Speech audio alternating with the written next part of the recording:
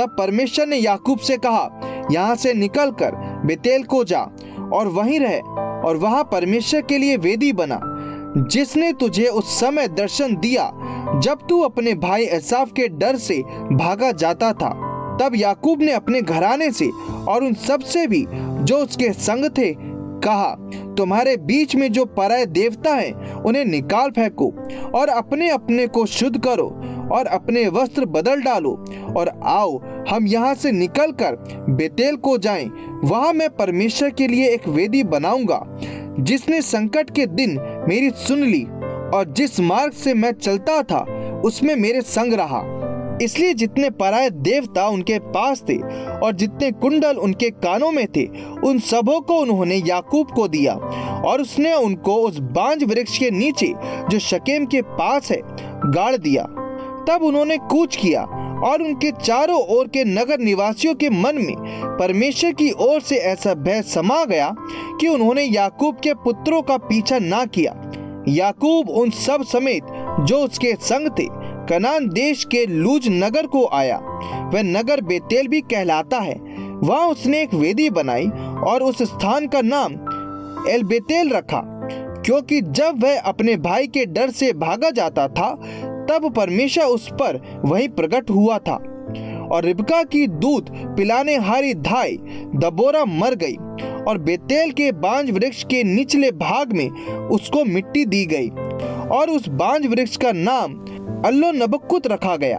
फिर याकूब के पद्दन राम से आने के पश्चात परमेश्वर ने दूसरी बार उसको दर्शन देकर आशीष दी और परमेश्वर ने उससे कहा, अब तक तेरा नाम याकूब रहा है, पर आगे को तेरा नाम याकूब ना रहेगा, तू इज़राइल कहलाएगा।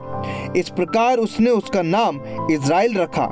फिर परमेश्वर ने उससे कहा, मैं सर्वशक्तिमान ईश्वर हूँ, तू फूले फले और बढ़े और तुझसे एक जाति वरन जातियों की एक मंडली भी उत्पन्न होगी और तेरे वंश में राजा उत्पन्न होंगे।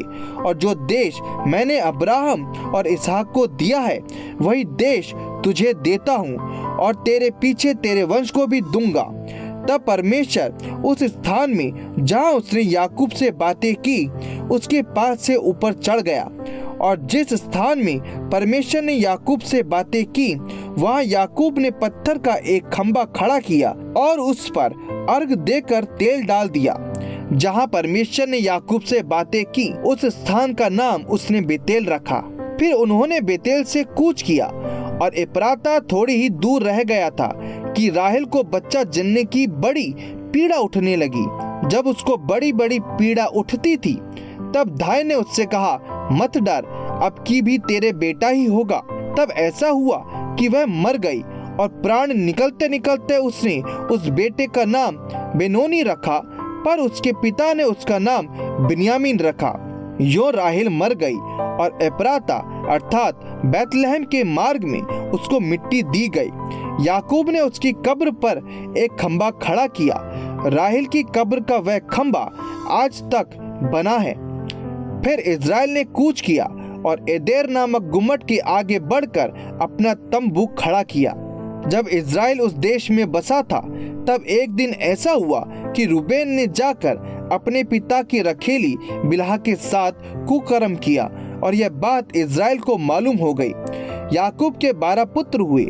उनमें से लिया के पुत्र ये थे, अर्थात याकूब का जेठा रूबेन, फिर शिमोन, लेवी, यहूदा, इस्साकार और जबूलून।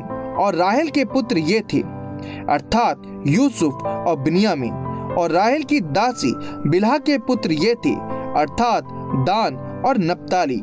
और लिया की दासी जिल्पा के पुत्र ये थे, अर्थात गाद और आशेर। याकूब के यही पुत्र हुए जो उससे पद्दनराम में उत्पन्न हुए।